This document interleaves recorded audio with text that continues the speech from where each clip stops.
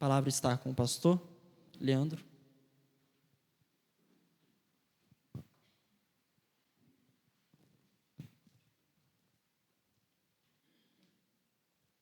Eu quero convidar à frente a Bárbara e a Júlia para entregar para elas o certificado de batismo da semana passada.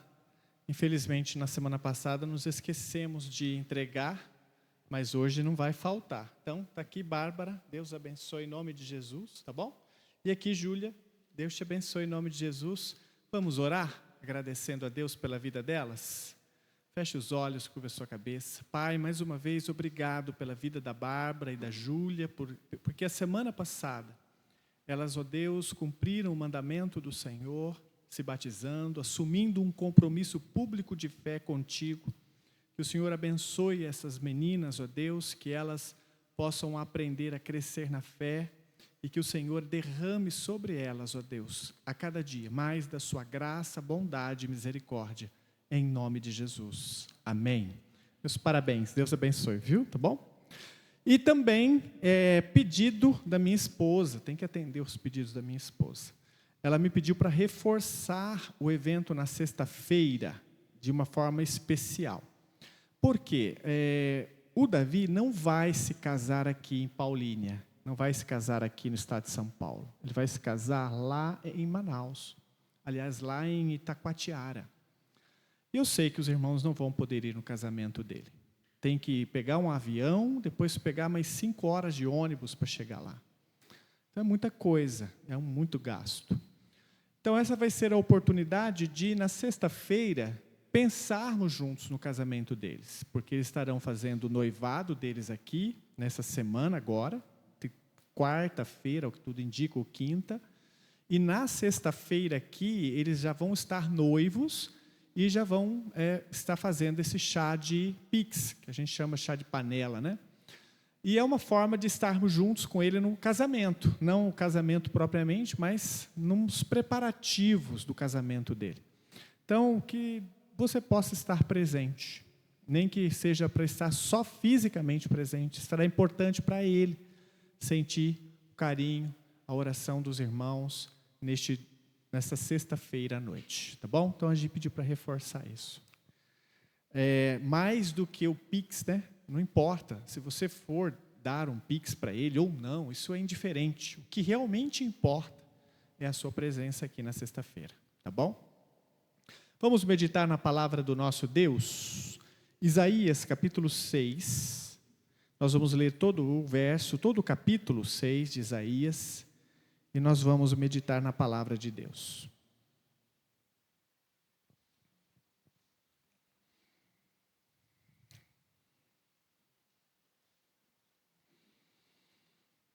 Peço também oração aos irmãos, porque nesta semana nós vamos receber aqui o pastor Di. Lembra do pastor Di, que ajudou-nos na construção do templo?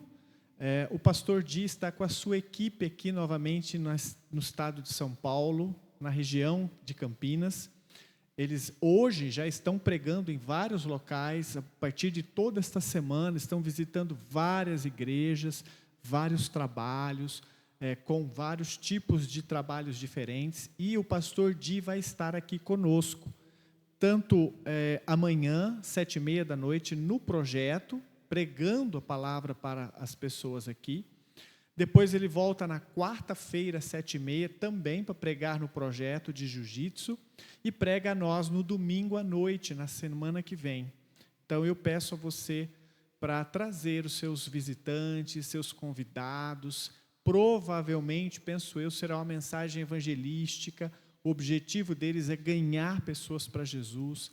Então convide os seus amigos, seus vizinhos, seus parentes para vir conhecer a igreja no domingo que vem à noite.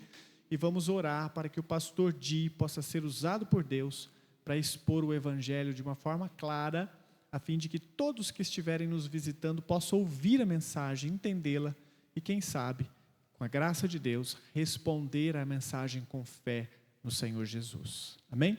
Esteja em oração, não só pelos trabalhos aqui na igreja que eles farão, mas em todos os lugares de Campinas e região. Eles estarão construindo uma igreja essa semana lá em Bragança Paulista. É o local que eles vão construir uma igreja. Além disso, eles estão trabalhando em vários pontos de Campinas. Vários pastores estão, essa semana, levando eles para visitas, para evangelismos de rua e também para visitar projetos, escolas e coisas assim. Vamos lá, o texto da palavra de Deus é Isaías capítulo 6, a partir do verso 1. A palavra do Senhor nos diz assim: No ano da morte do rei Uzias, eu vi o Senhor assentado em um trono alto e exaltado, e as abas das suas vestes enchiam o templo. Acima dele estavam os serafins, cada um deles tinha 6 asas, com 2 cobriam o rosto, com 2 cobriam os pés e com 2 voavam. E proclamavam uns aos outros: Santo, Santo, Santo é o Senhor dos exércitos, a terra inteira está cheia da sua glória. Ao som das suas vozes, os batentes das portas tremeram e o templo ficou cheio de fumaça. Então gritei: ai de mim, estou perdido, pois sou um homem de lábios impuros e vivo no meio de um povo de lábios impuros. Os meus olhos viram o Rei, o Senhor dos exércitos. Logo um dos serafins voou até mim, trazendo uma brasa viva que havia tirado do altar com uma tenaz. Com ela tocou a minha boca e disse: veja, isto tocou os teus lábios, por isso a tua culpa foi removida e o seu pecado perdoado. Então ouvi a voz do Senhor conclamando: a quem enviarei? Quem irá por nós?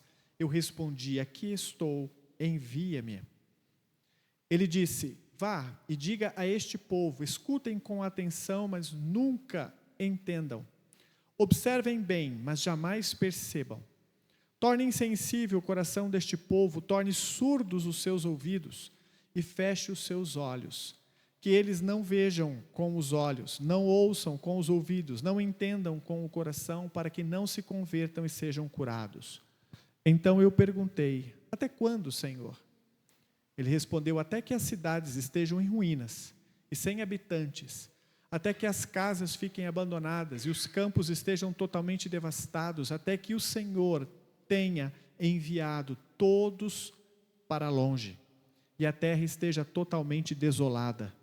E ainda que 1/10 fique no país, eles também serão destruídos. Mas, como o terebinto e o carvalho deixam o tronco quando são derrubados, assim a santa semente será o seu tronco. Amém? Vamos orar. Senhor, em nome de Jesus, eis a sua palavra aberta a nós, pedimos, fale ao nosso coração agora.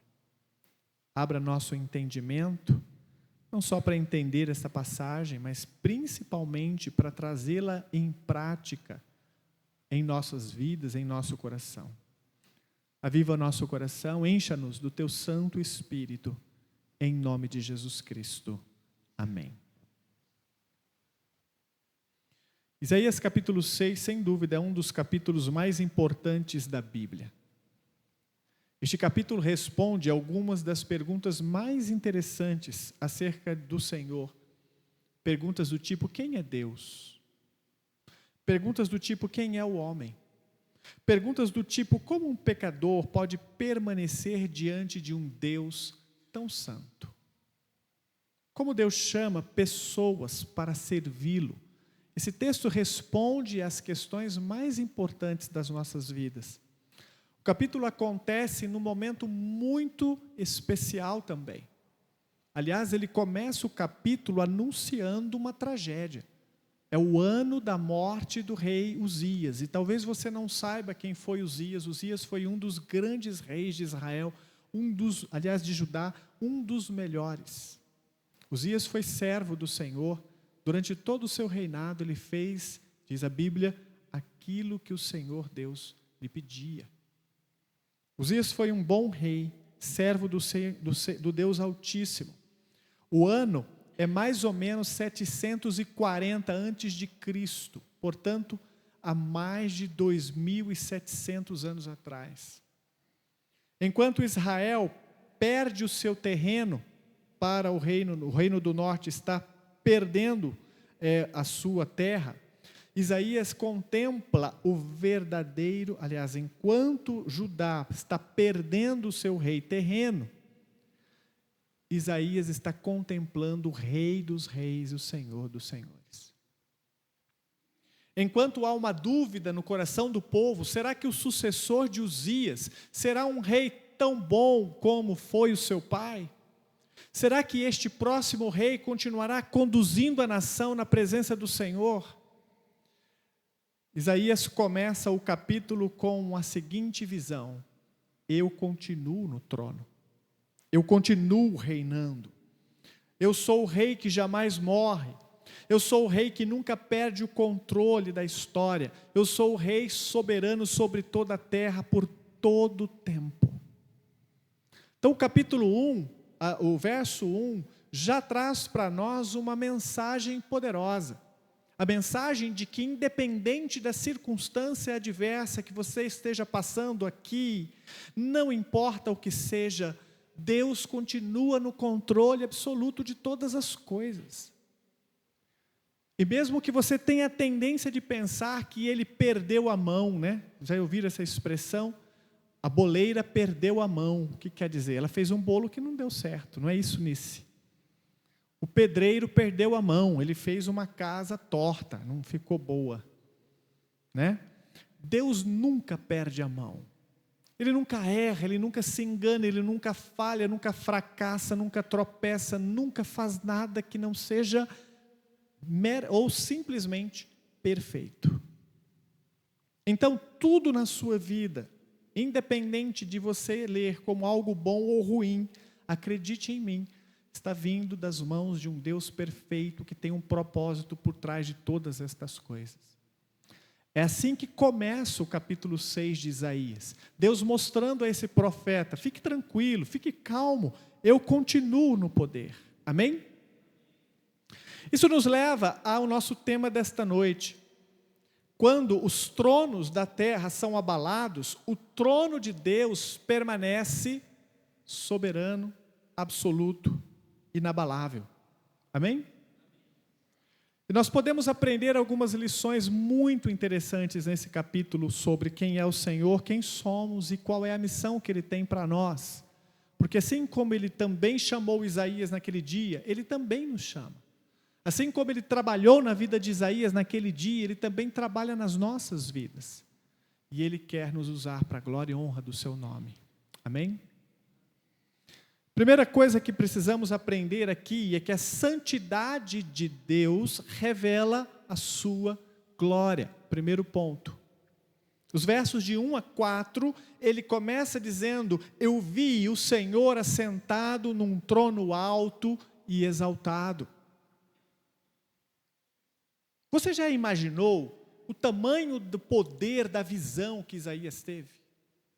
Você já imaginou indo para o trabalho de carro ou a pé, não sei como você vai, ou de ônibus, e de repente você enxerga o Senhor numa luz indizível, inimaginável, brilhando sobre as nuvens, e vê o trono da glória de Deus refulgente, anjos proclamando a santidade do Senhor? Você já imaginou o quanto esta visão impactaria a sua vida?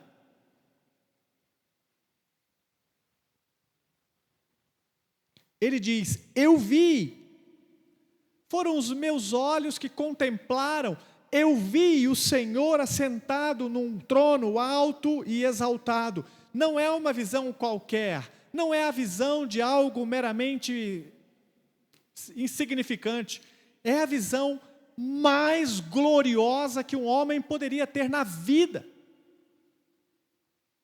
Certamente essa visão não saiu da sua memória por todos os dias da sua vida. Eu penso que Isaías acordava todos os dias pela manhã e se recordava, olhando para o céu, da visão do Senhor assentado num alto e sublime trono.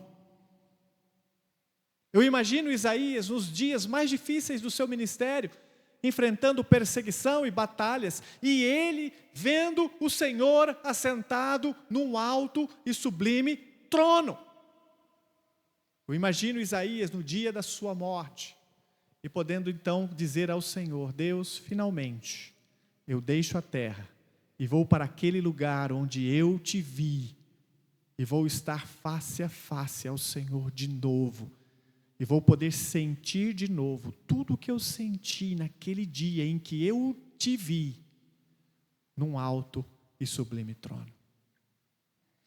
São coisas assim que impactam a vida de um homem, que transforma completamente uma pessoa. Agora, aquela visão nos traz também alguns detalhes interessantes. Primeiro, Deus reina soberanamente. A visão já anuncia isso. O primeiro detalhe da visão não é Isaías. O centro aqui não é quem é este profeta. Não tem a ver com ele. A visão não é sobre Judá. A visão não é sobre a crise política que aquela nação está enfrentando. A visão não é sobre o trono vago em Judá. A visão é sobre o trono de Deus. É Deus governando absolutamente sobre todas as coisas. O Salmo 47, verso 8, diz o seguinte, olha ali: Deus reina sobre as nações, Deus está sentado em seu santo trono. Portanto, essa visão de Isaías não foi só dele. O Salmo 47, alguém já tinha tido esta visão. Talvez ele não viu o que Isaías viu com os olhos, mas ele sabia isso. Ele tinha essa consciência. Há um Senhor soberano sentado sobre um trono, governando nos céus, e ele reina soberanamente, e nada acontece fora da sua vontade. Eu vou repetir essa última frase. Nada acontece fora da sua vontade. Há uma segunda coisa que essa visão traz a Isaías, a visão de um Deus que é infinitamente santo. É por isso que as palavras santo, santo, santo se repetem 3 vezes, é isso que eles estão proclamando. Eles não estão dizendo amor, amor, amor. Eles não estão dizendo misericórdia, misericórdia, misericórdia. Eles não estão dizendo graça, graça, graça. Porque eles estão dizendo santo, santo e santo. Deus é mais do que isso. Mas por que os anjos proclamam apenas isso? Santo, santo e santo. Porque a santidade resume toda a perfeição de Deus. E é isso que ele quer que Isaías e o povo de Israel, e você e eu, ao ler esse texto, 2740 anos depois, tenhamos em mente: este Deus é ímpar, é incomum, não existe nada nele que seja ordinário, ele é extraordinário, ele é perfeito, ele está acima de todas as coisas que existem, ele é puro, perfeitamente santo, e a sua santidade está muito acima da nossa sequer imaginação. Ele é absolutamente separado do pecado, o seu trono é incontaminável. Nós olhamos para Brasília, daqui a pouco, o Brasil está fervendo, né? Daqui a pouco estão fervendo aí, falando quem vai se sentar no Palácio do Planalto. Pouco importa, porque o homem que sentar lá, seja ele quem for, é pecador, corrupto, ou corruptível. Mesmo que ele chegue lá como honesto, ele vai ter que lutar por 4 anos para não se corromper, porque ele é homem. Agora, a visão de Isaías declara o seguinte: Deus não se compra, Deus não se vende, Deus está tão acima de nós, que ele é simplesmente incorruptível. E é ele que está no controle do universo, é ele quem rege tudo o que acontece com as palmas das suas mãos. É isso que ele quer que Isaías perceba: santo, santo, santo é o Senhor dos exércitos. É isso que precisamos anunciar às pessoas lá fora. Eles querem ouvir de um Deus de amor e de amor, mas nós precisamos falar, não, Ele quer que você conheça o quanto Ele é santo, santo e santo. Ele está separando um povo para a glória e refletir a santidade dEle. É este o povo que nós somos. Amém? Terceiro ponto ali. Toda a criação manifesta a sua glória. Ele diz, toda a terra está cheia da sua glória. Mesmo quando os homens não reconhecem este Deus sentado no trono, a sua glória continua enchendo a terra. De que forma? Como assim a glória de Deus está enchendo toda a terra? De que ele está falando? Ele está falando do seguinte, este Deus que controla todas as coisas, sustenta todas as coisas com o seu poder. E quer você reconheça isso ou não, a sua vida está na palma das tuas mãos. O que Isaías está ouvindo é simples. A declaração dos céus é, terra, aconteça o que acontecer, eu estou no trono. Humanos, aconteça o que acontecer, eu serei sempre santo. E tudo com relação à vida de vocês está na palma das minhas mãos. É essa a declaração de Isaías, ou a declaração que Deus está dizendo a Isaías. O que isso traz para nós, irmãos, de aplicação para as nossas vidas? Nossa maior necessidade não é melhorar nossa autoestima. Você não precisa que o seu amor próprio cresça mais. Você não precisa que Deus te mostre o quanto você é especial, ou que Ele te mostre o quanto você é amado. Não é disso que você realmente precisa nesta vida. O que você precisa é recuperar uma visão adequada de quem Deus é. Ele é alto, sublime, sentado num trono, e a sua santidade é incomparável. Tenha esta visão. Recobre esta visão a si mesmo. Pare de estar tão focado na sua vida terrena e nos seus problemas aqui. Deus quer que você enxergue algo que está muito acima disso, e é para isso que nós vivemos. Nós vivemos vidas turbulentas aqui na terra e nos esquecemos com facilidade de quem é o Senhor e para quem estamos vivendo aqui. Uma igreja pequena, pode passar, acho que é o próximo slide, eu estou falando já o próximo slide. Uma igreja pequena de Deus produzirá uma visão pequena do pecado. Quanto menos você enxerga o Senhor, menos você enxerga quem você é.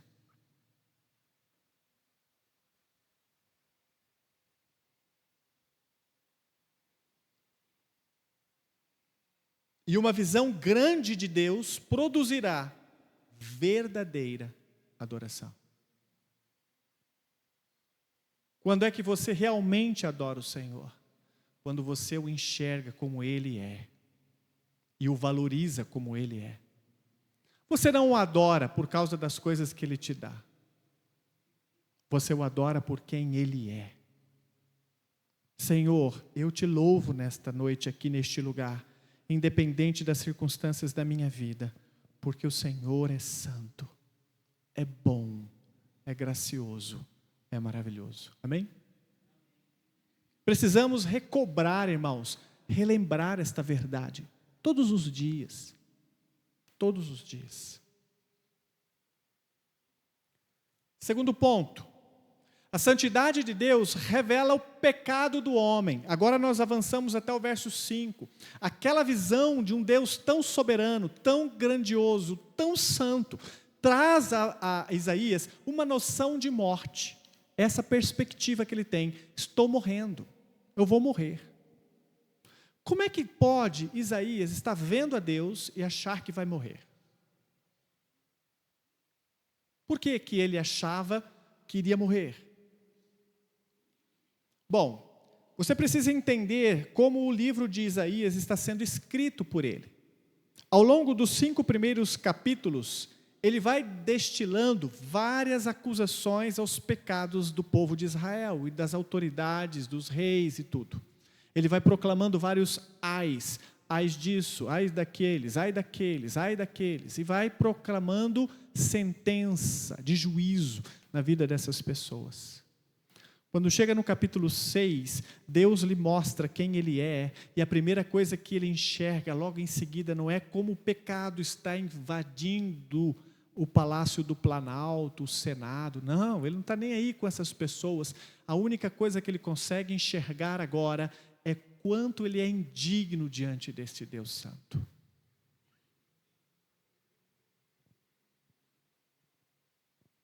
O ai recai sobre ele.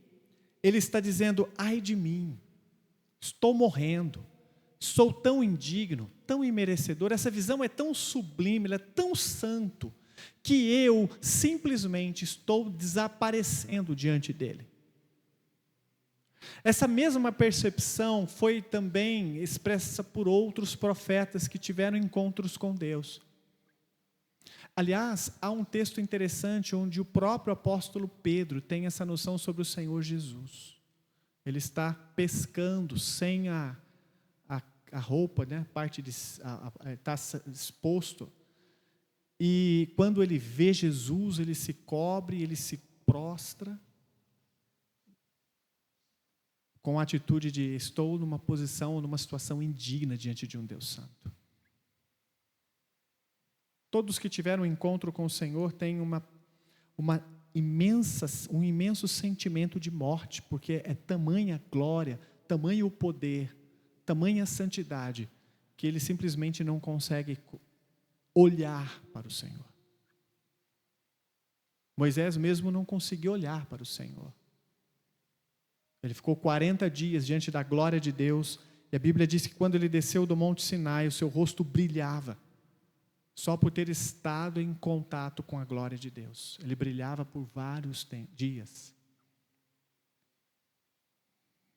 O encontro com Deus destrói a autoconfiança. Até esse momento, Isaías era um profeta respeitado, que estava acusando a nação, mas diante de Deus, toda a justiça própria dele desaparece. Ai de mim, estou perdido. Outro ponto importante é que a depravação humana foi exposta. Isaías confessa, sou homem de lábios impuros. É interessante notar que ele fala de lábios. Por que só os lábios incomodam Isaías? Por que ele não fala de outras coisas da sua vida? Certamente havia pecados de pensamento, certamente havia pecados de ação, certamente havia coisas que Isaías estava agindo ou escolhendo errado. Por que ele está incomodado com as palavras? Aí nós nos lembramos do Senhor Jesus, né, dizendo que as palavras saem do nosso coração. Ela expõe o que está dentro de nós. Isaías está dizendo, eu sou este homem de lábios impuros, que por dentro também está impuro, por isso que os lábios estão impuros. O pecado alcançou todas as áreas do ser humano, é isso que ele está dizendo, quando ele fala de lábios impuros. Todo o meu coração é pecador, todo o meu coração é sujo, tudo em mim é inútil diante do Senhor. Note, Isaías não pede desculpas, Isaías não tenta se justificar, ele reconhece apenas a sua completa indignação diante de um Deus santo. Eu chamo a sua atenção para um texto, vai aparecer ali, se já não estiver, acho que está lá, Isaías 59, verso 12. Sim, pois são muitas as nossas transgressões diante de ti. Veja, ele se inclui, nossas transgressões. Ele diz, os nossos pecados testemunham contra nós, as nossas transgressões estão sempre conosco, e reconhecemos as nossas iniquidades. São palavras deste mesmo homem, já no final do livro. Então, a partir daquele encontro, Isaías tem uma clara dimensão de quem ele é. Eu sou um homem pecador. Nós deveríamos ter essa consciência o tempo todo, a cada momento. Senhor, quem sou eu diante de ti? Eu sou um mero pecador, indigno de estar na sua presença. Não sou merecedor de nada. Quando você acorda pela manhã, isso já é uma graça divina, você não merece isso. Quando você dá o seu primeiro respirar pela manhã consciente, acredite, é graça divina, você não merece isso. Quando você põe os pés no chão, saindo da cama e vai em direção ao seu banheiro para beber água, escovar os dentes, lavar o rosto. Quando você desce ou vai à sua cozinha, prepara um café da manhã e toma. Tudo isso é graça divina. Você não merece nada disso. Você é pecador diante de um Deus santo, santo e santo.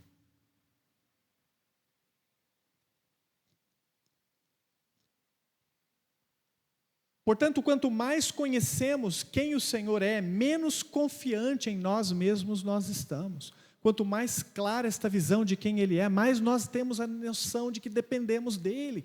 Senhor, como eu preciso de Ti. Somos como bebês tentando construir um carro. Nós não sabemos o que estamos fazendo. Não sabemos o que estamos fazendo com as nossas vidas.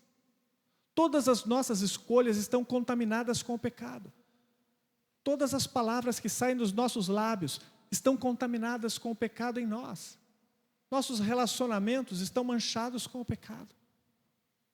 Deus olha do céu na sua santidade e perfeição e diz: coitado deles, coitado de nós.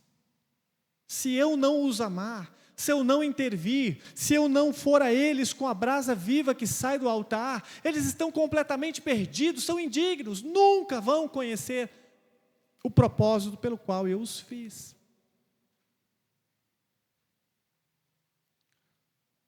Portanto, Isaías não podia cumprir missão alguma sem antes ter uma visão adequada de quem o Senhor era, e sem antes ter uma visão adequada de quem Ele mesmo era. Você não será usado por Deus e não pode ser bênção na vida de ninguém, a menos que você enxergue isso. Senhor, quem Tu és, me mostra. É assim que você ora pela manhã? Ou a sua oração é mais ou menos: Senhor, eu preciso disso, preciso disso, preciso disso, preciso daquilo, preciso daquilo. Uma lista de compras, uma lista de desejos. É assim que você gasta o seu tempo de oração com Deus, expondo suas necessidades apenas? Ele quer que você o veja. Então comece clamando logo de manhã: Senhor, me mostra a Tua glória, me mostra o Teu poder, me mostra a Tua santidade, porque eu sei que no dia que eu ver isso, eu nunca mais serei a mesma pessoa. Porque é impossível ver o Senhor e continuar o mesmo. É impossível. A verdadeira conversão começa quando termina o nosso orgulho, ou seja, quando a gente reconhece que somos pó e não merecemos nada. É ali que a conversão começa. Uma vez perguntaram: quando é que uma alma se converte? Ela se converte quando ela enxerga quem Deus é e quem Ele é. Começa assim. Essa visão, essa dimensão. Se o indivíduo não tem a dimensão correta de quem Deus é e de quem Ele é, ele não tem como se converter. Ou porque ele se achará melhor do que é, e aí ele tem um problema gravíssimo de falta de arrependimento e de reconhecimento do pecado, ou ele não enxerga quem Deus é para socorrê-lo, e ele acha que ele pode resolver as coisas sozinho. Isaías precisa entender essa verdade, e nós também. Terceiro ponto: a graça de Deus providencia expiação. Note bem, os versos 6 e 7 apontam para algo que Deus faz para resolver o problema de Isaías. Qual é o problema? Ele está morrendo. Ai de mim, sou um homem de lábios impuros, habito no meio de um povo de impuros lábios, eu vou morrer. Sou indigno demais para estar diante do Senhor. Quem sou eu? Sou um pecador que estou morrendo diante da santidade de Deus. É essa a verdade. E agora o que acontece? A Bíblia diz nos versos 6 e 7 que por iniciativa divina, Isaías é restaurado. Isaías é reconciliado. Isaías é purificado e perdoado. Mas o que foi mesmo que Isaías fez? Nada. Ele não fez sequer uma oração. Deus, resolve a minha iniquidade? Não há nenhum registro disso sequer. Isaías não virou para o Senhor diante da sua indignidade e pensou: acho que dá tempo de eu preparar um cordeirinho e trazer aqui nesse altar para oferecer pelo meu pecado. Não havia nada que Isaías pudesse fazer. Ele não podia resolver aquele problema do seu coração. Então Deus tomou a iniciativa e fez algo. Te lembra alguma coisa? Porque eu me lembro da minha conversão e de como Deus veio ao meu encontro. E se Ele não fizesse isso, eu estaria lá fora no pecado até hoje e nunca deixaria o pecado. Deus tomou a iniciativa na sua vida. Deus foi ao seu encontro, como foi ao encontro de Isaías. Então, a primeira verdade, a iniciativa pertence a Deus. São os serafins que levam a brasa. Isaías não sobe até o altar. O altar é que vem até Isaías. Na salvação é sempre Deus quem age primeiro. Lembram do texto que conhecemos de cor, João 3,16? Quem fica em pé e diz primeiro? João 3,16. Quem fica em pé e diz esse versículo primeiro?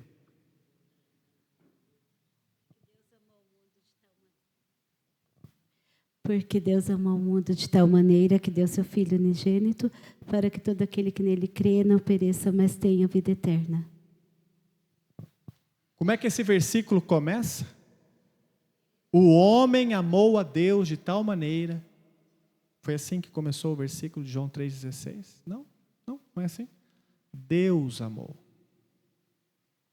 A salvação começa com Deus fazendo, não o homem. A salvação começa com Deus agindo e não o homem. A salvação de Isaías começa com Deus pegando uma tenaz uma brasa viva do altar e trazendo até os seus lábios. A salvação de Isaías começa com Deus vindo ao seu encontro. A sua e a minha salvação começa desse jeito. Senhor, obrigado, porque um dia o Senhor me viu e veio ao meu encontro. Outra coisa que aprendemos, a expiação remove culpa. A Bíblia diz ainda no versículos de Isaías: a tua iniquidade foi tirada, diz o texto. O pecado não foi ignorado, ele foi tratado. Foi expiado, foi perdoado. Por que Isaías vê um altar? Por que o anjo pega uma brasa do altar? Por que o altar está na cena?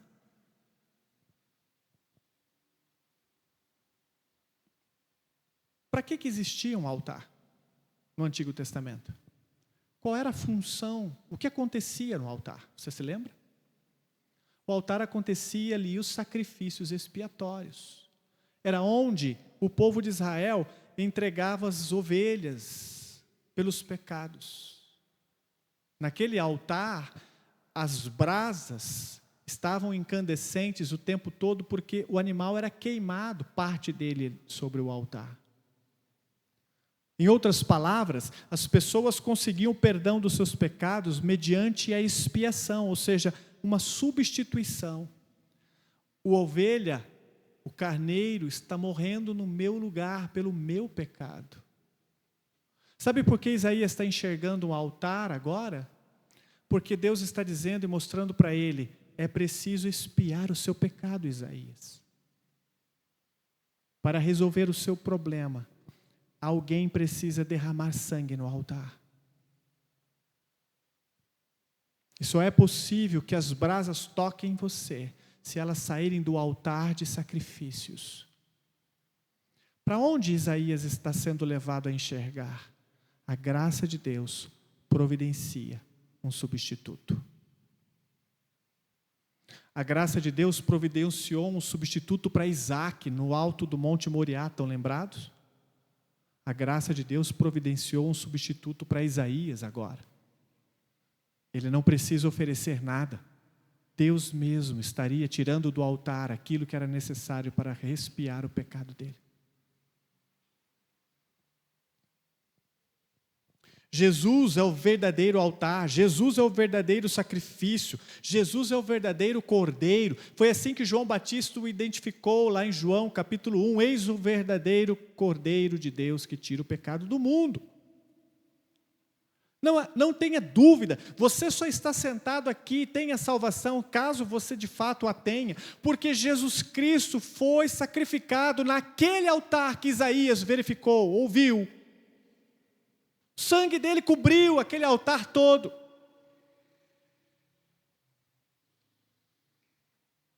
Foi ali que Deus tomou a iniciativa de expiar as nossas culpas, as nossas iniquidades. Foi ali que Ele resolveu o nosso pior e maior problema. Então a expiação providenciada por Deus remove a culpa dos nossos pecados. Outra verdade que aprendemos com este versículo é que o perdão vem antes do serviço. Antes do chamado, precisa haver restauração, reconciliação. Antes da missão tem que haver a graça nos atingindo, nos salvando. Você não pode trabalhar para um Deus santo sendo um homem pecador ímpio. Você só pode servir ao Senhor se tiver um coração regenerado, feito de novo por Ele.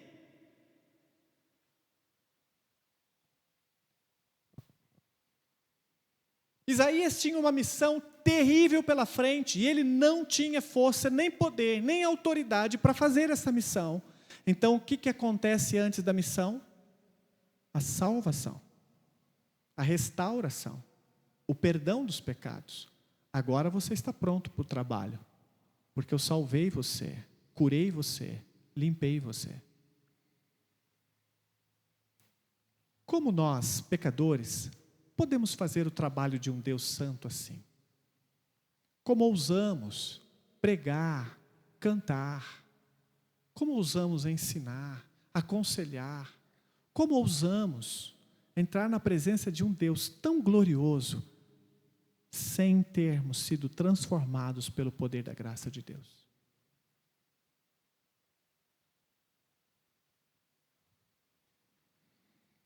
É como tentar entrar na presença de uma grande autoridade sem as vestes adequadas. Já imaginou você tentando entrar na presença de um homem muito importante, de um grande imperador, usando apenas uma cueca?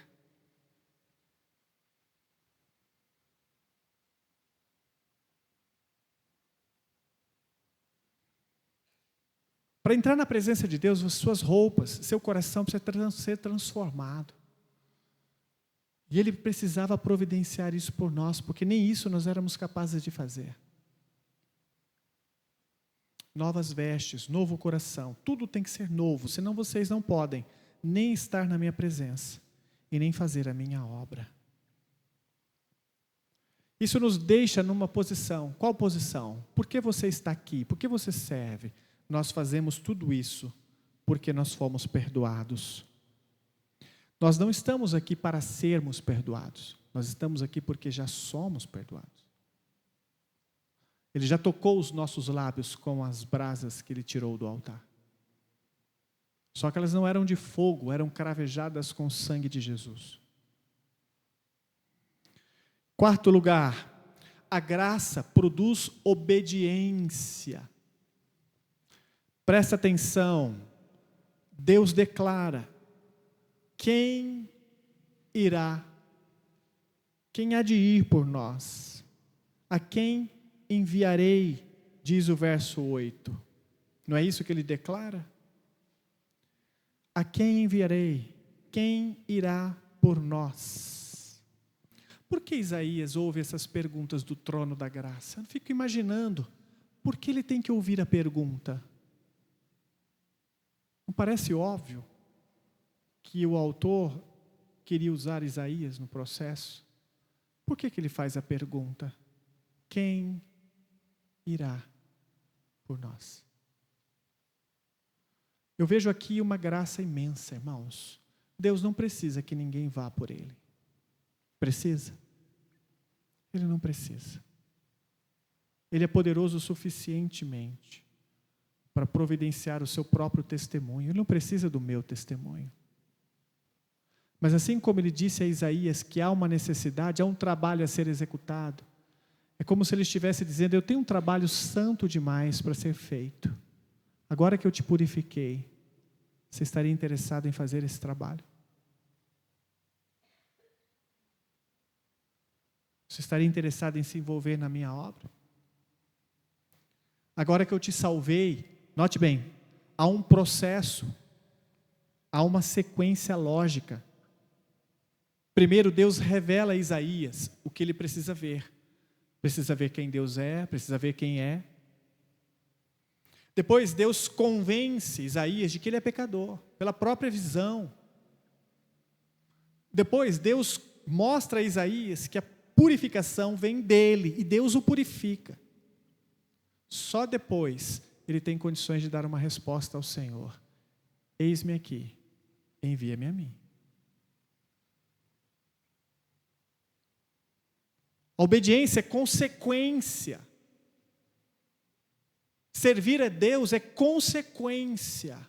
É uma resposta a um ato de Deus nas nossas vidas. Nós não fazemos essas coisas para alcançar graça. Fazemos essas coisas em resposta à graça que já recebemos. Senhor, eu te louvo, eu te adoro neste templo hoje. Eu quero pregar o Evangelho amanhã. Eu quero ser testemunha da graça de Deus. Porque o Senhor me salvou. Não há motivo maior do que este. Eu vi o Senhor, fui atingido pela glória dEle, a graça dEle me purificou e me convenceu e me redimiu. É por isso que eu digo a Ele: eis-me aqui, envia-me a mim.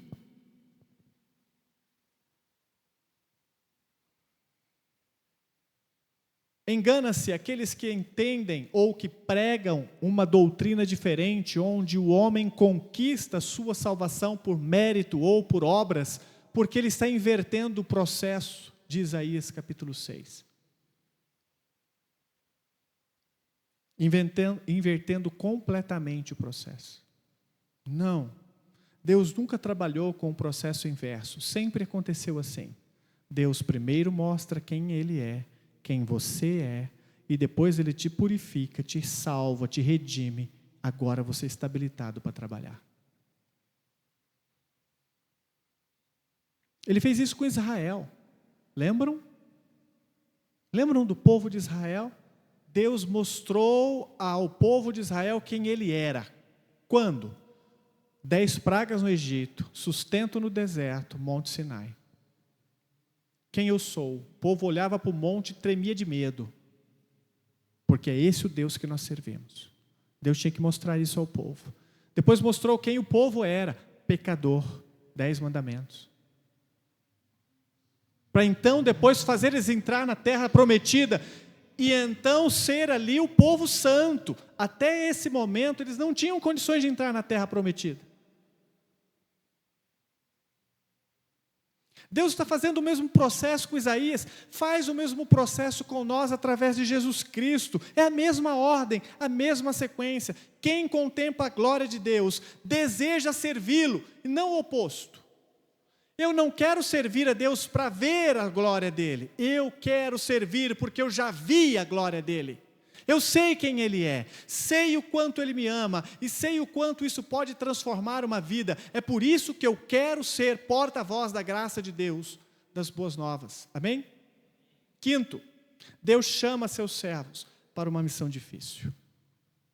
O capítulo 6 termina de uma forma muito difícil de entender. Porque a missão que Deus chama Isaías para fazer é impossível. Você faria um trabalho que o seu patrão contratou você para fazer e dar errado?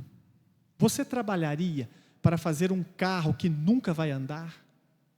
Você trabalharia para fazer um avião que nunca vai voar, porque ele não vai dar certo, ele vai quebrar, ele nunca vai funcionar, e o seu patrão já sabe disso e contratou você para isso, para fazer errado, para fazer dar errado. Já trabalhou assim? Alguém já te contratou para isso? Hélio, eu vou te contratar para um trabalho que você vai fazer errado, vai dar errado, não vai dar certo. E eu quero que não dê certo.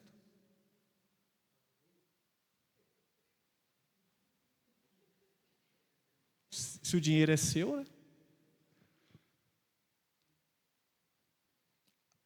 A missão é aparentemente frustrante, porque Deus antecipa o resultado. Ele ouve das palavras de Deus. Você vai pregar, ninguém vai ouvir. Seu ministério, ao invés de trazer corações arrebentados e quebrados e arrependidos, vai causar dureza de coração. É o contrário, você prega e eles endurecem o coração ainda mais. Você não prega e eles se convertem, vocês pregam e eles ficam mais duros. Quanto mais você prega, mais eles se rebelam. Isso nos mostra duas verdades interessantes na missão que Deus chama Isaías para fazer. E que tem a ver conosco. A eficácia do serviço pertence a Deus. É o pregador que proclama, mas quem converte é quem? Deus. A palavra nunca falha. Ele endurece. Até hoje ele endurece pessoas. Você prega, o indivíduo não ouve. Quando ouve, ele rebate. Quando rebate, ele endurece. Ele não presta atenção nas suas palavras, não aceita o seu testemunho. Ele questiona a sua fé. E quanto mais você prega, parece que mais duro ele fica.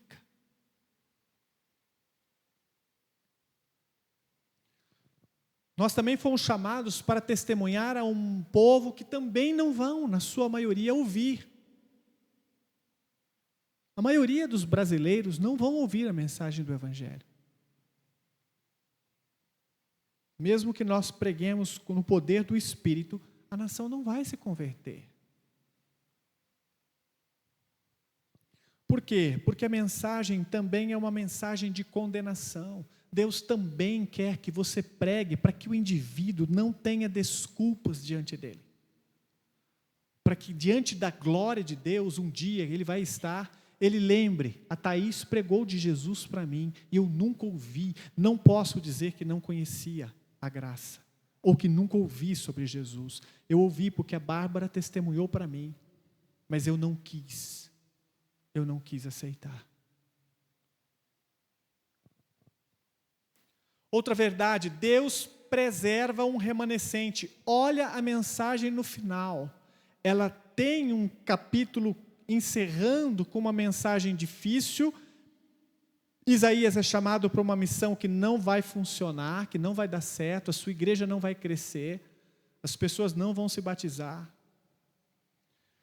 Mas no final, olha o que ele diz a Isaías. Versículo 13. Olha o que ele diz. Ainda que 1/10 fique do país, ou seja, ainda que 10% fique no país, porque o resto foi exterminado, o resto Deus castigou, ainda que fique 10%, eles também serão destruídos. Aí você, cara, olha a mensagem de Isaías.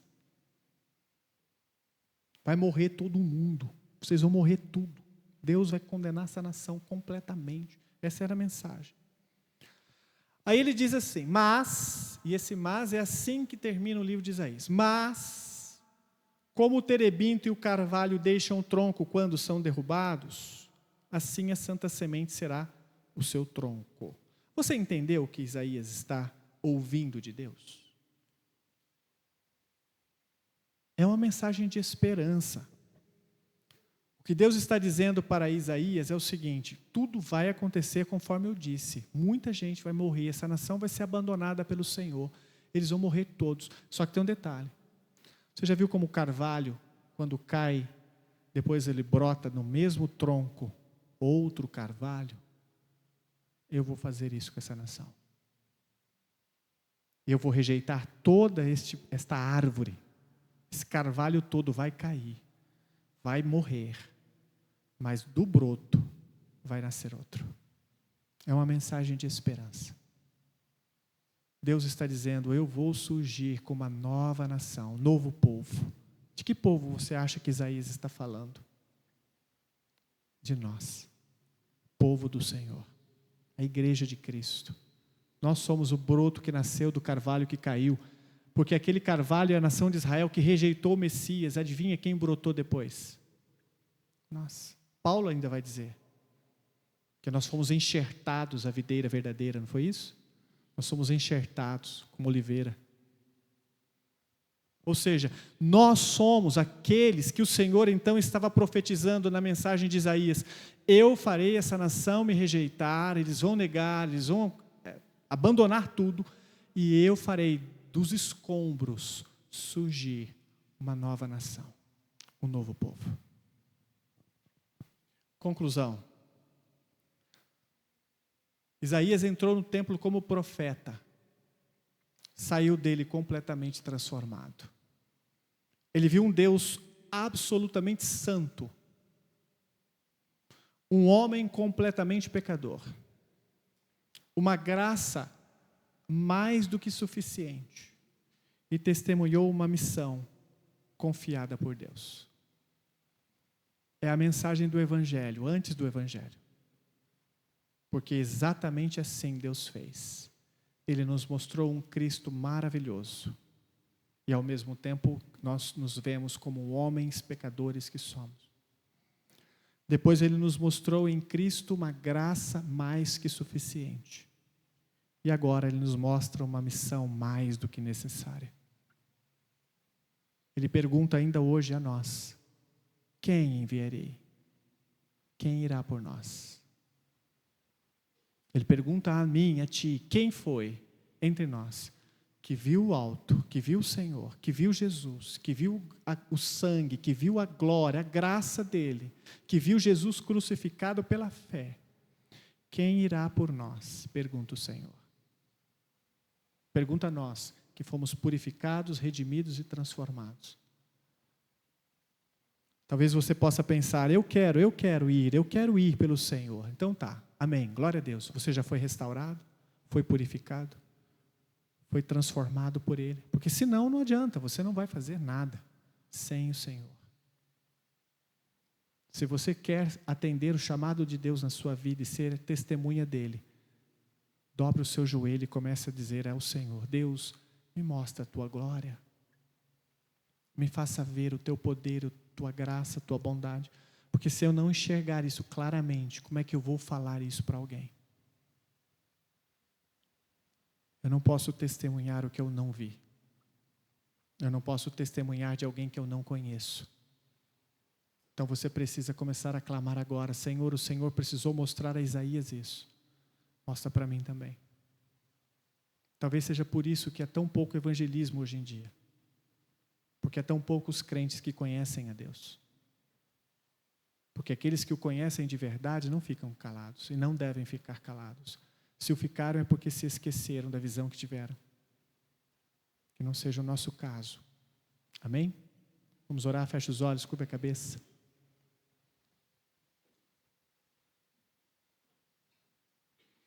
Nosso Deus e nosso Pai amado, em nome de Jesus Cristo, estamos diante do Senhor. E a nossa visão não é a do Senhor no alto e soberano trono, não é os anjos cantando ou proclamando santo, santo, santo. É o Senhor dos exércitos e toda a terra está cheia da sua glória. Mas a visão que temos é de uma cruz no monte Calvário. É uma cruz erguida por nós e nesta cruz está o Senhor Jesus, o Filho de Deus.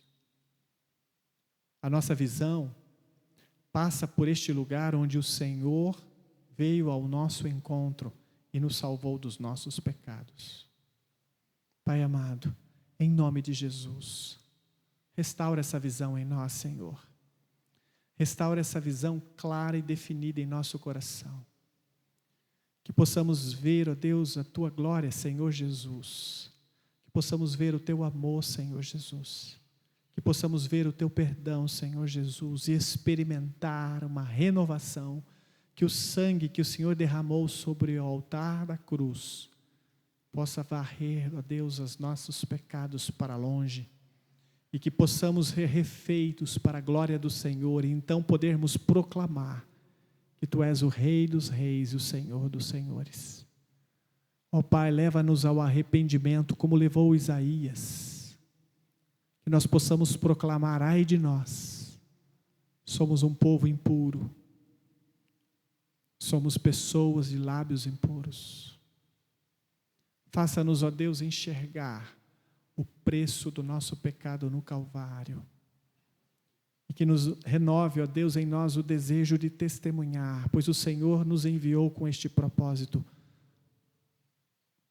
Levanta no meio desta igreja homens e mulheres que amam a obra do Senhor e que estão dispostos a cumpri-la, custe o que custar, com preço de sangue, que possam estar dispostos a abrir mão do seu conforto, abrir mão da sua reputação, do seu nome, abrir mão de amigos, abrir mão de tudo, para serem testemunhas vivas deste Deus glorioso que morreu na cruz por nós. Oramos te pedindo isso, em nome de Jesus Cristo. Amém. Vamos louvar, fique em pé.